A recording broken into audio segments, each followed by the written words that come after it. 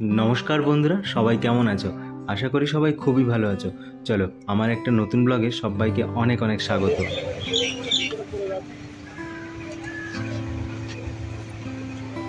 এখন বাজে সকাল ৯টা আর আমি আর ভাই দুজন মিলে চলে এসেছি একদম বীরনগর হাটে। কি বন্ধুরা, ফুলগুলো দেখে তোমাদের লোভ লাগছে তো?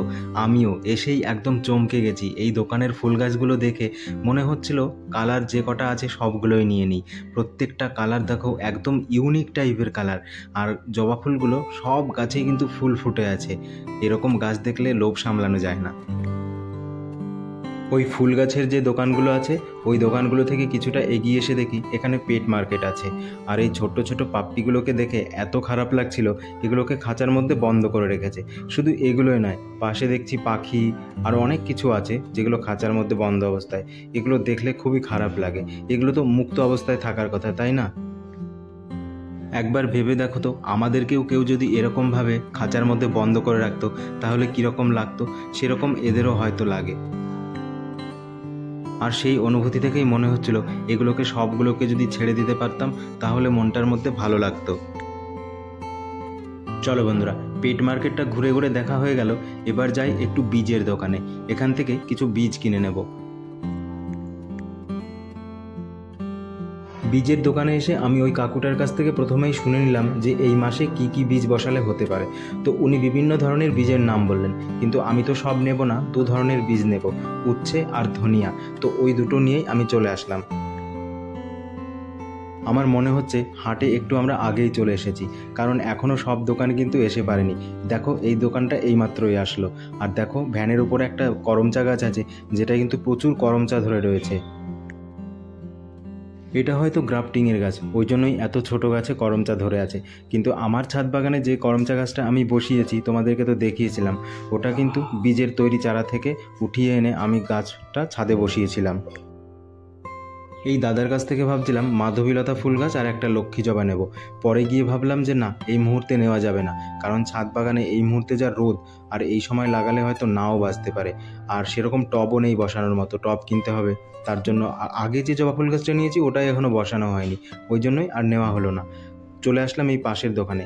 এই দোকানটায় কিন্তু ভার্মি কম্পোস্ট সারের দাম প্রচুর কম, 15 টাকা কেজি। আগের দিনও নিয়ে গেছিলাম এই দোকান থেকে। আর টবগুলোর প্রত্যেকটা টব এত সুন্দর সুন্দর লাগছে, দেখো 20 টাকা, 30 টাকা, 40 টাকা, বিভিন্ন ধরনের দাম কিন্তু টব আছে এখানে। দেখতে পাচ্ছ বন্ধুরা, এখানে দুটো পটের মধ্যে কি সুন্দর পদ্ম ফুল গাছ হয়ে আছে। আমিও ভাবছি ছাদ বাগানে পদ্ম গাছ বসাবো, কিন্তু কী রকমভাবে বসাবো আমি ঠিক বুঝতে পারছি না। দেখি, এটার বিষয়ে একটু জেনে শুনে তারপর বসাতে হবে।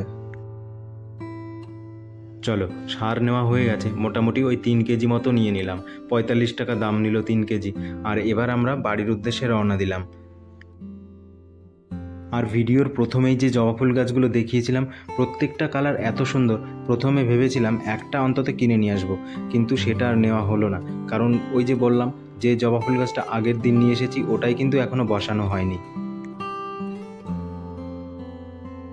এখন বাজে সন্ধে 6টা, এখনও কিন্তু দেখো সূর্যের আভা রয়েছে, সূর্য অস্ত যাচ্ছে সবেমাত্র। আর সারা দিন তো এত গরম গেছে, এত রোদের তাপ গেছে, ছাদে একটুও উঠতে পারিনি, তাই তোমাদেরকে দেখানো হয়নি। তাই এখন একটু রোদ কমেছে আর গরমও একটু কমেছে, চলে আসলাম তাই ছাদ বাগানে তোমাদেরকে দেখাবো যে সকালবেলা আমি কি কিনে নিয়ে এসেছি। এই যে এই সারটাই নিয়ে এসেছি, সারটা কিন্তু অসম্ভব ভালো, সব গাছে দিলে দেখছি গাছের খুব ভালোও হচ্ছে।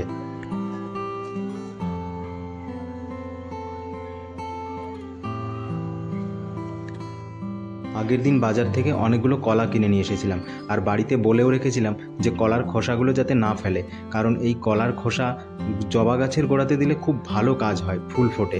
আর তাই ভাবলাম ওই কাঁচির সাহায্যে এই কলার খোসাগুলো জবা গাছের গোড়াতে আমি কেটে কেটে টুকরো করে দিয়ে দেব। আর এই যে এই দু ধরনের বীজ আজকে আমি নিয়ে এসেছি। এটা হচ্ছে আগেরটা দেখলে ধনিয়া বীজ, আর এটা হচ্ছে উচ্ছের বীজ। এই দু ধরনের বীজ কিন্তু আমি আজকে জলের মধ্যে ভিজিয়ে রেখে দেব, কারণ যে দোকান থেকে কিনেছি ওই দোকানের কাকু আমাকে বলল এটা অন্তত মিনিমাম 24 ঘন্টা জলে ভিজিয়ে রাখতে হবে, তার বেশিও রাখা যাবে, কোনো অসুবিধা হবে না। তো আমি 24 ঘন্টায় ভিজিয়ে রাখবো, তারপর এগুলোকে আমি মাটির মধ্যে ছড়িয়ে দেব। তার আগে মাটিটাকে রেডি করতে হবে। আসলে এই ধনিয়া বীজটা আনা মায়ের জন্যই। মা অনেক দিন ধরেই আমাকে বলে যাচ্ছে ছাদে কিছু ধনিয়া বীজ ছড়িয়ে রাখ, গাছ হলে ঘরের খাওয়ার কাজে ব্যবহার করা যাবে। তো সেই জন্যই আমি এই বীজগুলো নিয়ে এসেছি। এর আগে যে ধনিয়া বীজগুলো আমি ছড়িয়েছিলাম সেগুলো থেকে তো প্রচুর চারা বেরিয়েছিল, আর সেগুলো তোমাদেরকে আমি শেয়ারও করেছিলাম লং ভিডিওতে, শর্ট ভিডিওতে। সেগুলো কিন্তু খুব সুন্দর হয়েছিল। এখানে আমি উচ্ছের বীজটাও কিন্তু জলে ভিজিয়ে রেখে দিলাম। এবার এগুলোকে ওই সিঁড়িঘরের একটা সাইডে রেখে দেবো, যাতে বিড়ালে নষ্ট না করে বা হনুমান এসে ফেলেও না দেয়। এই জবা ফুল গাছটা এই বড় ড্রামের মধ্যে বসানোর পর দেখছি এটায় আরও মিলিবাগের অ্যাটাক হয়েছে। নিম অয়েল দিচ্ছি কিন্তু কিছুতেই ঠিক হচ্ছে না। এবার ভাবছি গাছের ডালগুলোই ছেটে দেবো। ওপরের দিকটায় মানে গাছের যে ডালগুলো আছে, ডালের আগার দিকটায় বেশি মিলিবাগ অ্যাটাক হয়েছে, ওই ডালগুলোই আমি ছেটে বাদ দিয়ে দেবো। তারপর আবার নিম অয়েল স্প্রে করব, তারপর যদি গাছটা একটু ভালো হয়। এখানে কলার খোসাগুলো আমি কুচিয়ে কুচিয়ে একদম ছোট্ট করে গাছের গোড়ায় দিয়ে রাখছি। সব থেকে ভালো হতো এগুলো যদি জলের মধ্যে ভিজিয়ে রেখে সেই জলটা আমি গাছের গোড়ায় দিতে পারতাম, তাহলে ভালো হতো। এদিকে এই গাছটার গোড়ায় চলে আসলাম। গাছের গোড়াটায় প্রচুর ঘাস হয়ে গেছে, আর গাছটায় কিন্তু ফুলও ফুটতে শুরু করেছে বেশ কয়েকদিন হলো, আর অনেক কুড়িও রয়েছে। এই অবস্থায় গাছটার তো একটু যত্ন নিতেই হবে। তো ঘাসগুলো আমি নিড়ানির সাহায্যে ছেঁটে তুলে দিচ্ছি। তারপর এই গাছের গোড়াতেও কিন্তু কিছু কলার খোসা আমি টুকরো টুকরো করে কেটে রেখে দেবো। আর ওই যে ভার্মি কম্পোস্ট সার আমি নিয়ে এসেছি, ভাবছি 2-1 দিন পরে এই গাছের গোড়ায় কিছু ভার্মি কম্পোস্ট সারও আমি দিয়ে দেবো। গাছের গোড়ায় ঘাস তুলতে তুলতে মাটি কিছুটা কমে গেছে, তার জন্যই ভাবছি ওই ভার্মি কম্পোস্ট সারটা দিয়ে দেবো এই গাছের গোড়াটায়।